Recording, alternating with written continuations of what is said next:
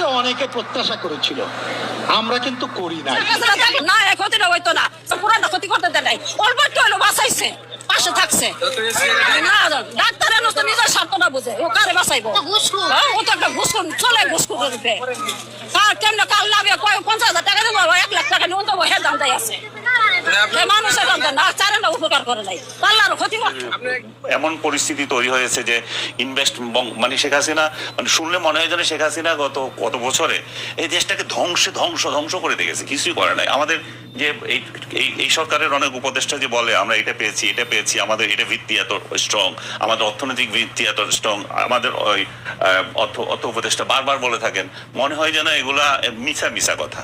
এবং ডক্টর ইউনূস ধ্বংসস্তূপ থেকে উনি 71-এর স্বাধীনতা যুদ্ধের পরে মানে 72-এর ক্ষমতা নিয়েছেন, ক্ষমতা নিয়ে এখন এমন একটা বানাচ্ছেন যে কিছু, এই দেশ তো কিছুই ছিল না, আর্মি ছিল না, ছিল না, উনি বানাচ্ছেন সবকিছু, তাতে হয়ে গেছে।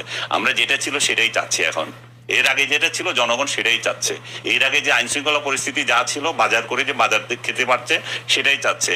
এর আগে যে পরিস্থিতি ছিল বা নিজের বাড়িতে শান্তিপূর্ণ ঘুমানোর যে অধিকার সেটাই চাচ্ছে।